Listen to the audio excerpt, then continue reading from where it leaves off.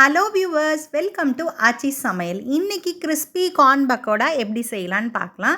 1 cup வேக வச்ச corn எடுத்துக்கோங்க.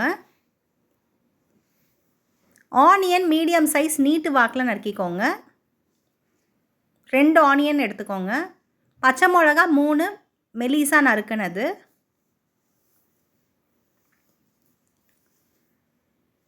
இஞ்சி 1 துண்டு சின்ன சின்ன பீஸாக நறுக்கிக்கோங்க. காஷ்மீரி சில்லி பவுடர் 1 ஸ்பூன் எடுத்துக்கோங்க.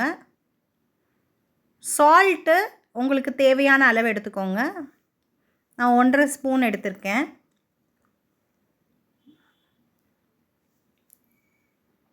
ஜீரகத்தூள் 1/2 ஸ்பூன் எடுத்துக்கோங்க.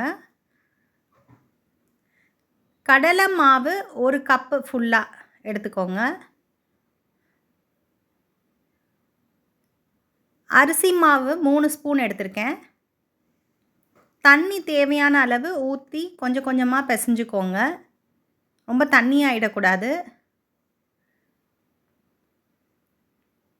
அந்த காஷ்மீரி மிளகாத்தூள் போட்டனால கலர் நல்லா வந்திருக்கு. ஸோ இங்கே பாருங்கள், நல்லா பிசைஞ்சாச்சு, எல்லாத்தையும் மிக்ஸ் பண்ணியாச்சு. அழகாக எடுத்து போடுற அளவுக்கு வந்திருக்குது கன்சிஸ்டன்சி. இந்த மாதிரி நீங்களும் பண்ணிக்கோங்க. கொத்தமல்லி ஃபைனாக சாப் பண்ணது அதையும் எடுத்துகிட்டு போட்டு எல்லாத்தையும் ஒன்றா மிக்ஸ் பண்ணியாச்சு. அடுப்பில் எண்ணெயை நீங்கள் ஒரு சைடு காய வச்சுக்கோங்க. எண்ணெய் மிதமான சூட்டில் காயணும். இந்த பாருங்கள், காஞ்சிருச்சு. கொஞ்சம் கொஞ்சமாக நம்ம பக்கோடா மாதிரி போட்டுக்குவோம்.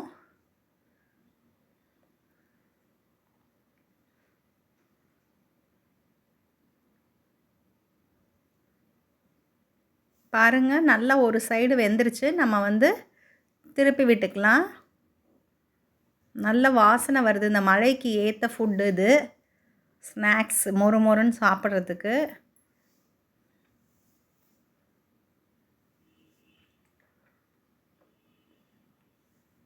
இன்னொரு பக்கமும் நல்லா வெந்துருச்சு பாருங்கள்.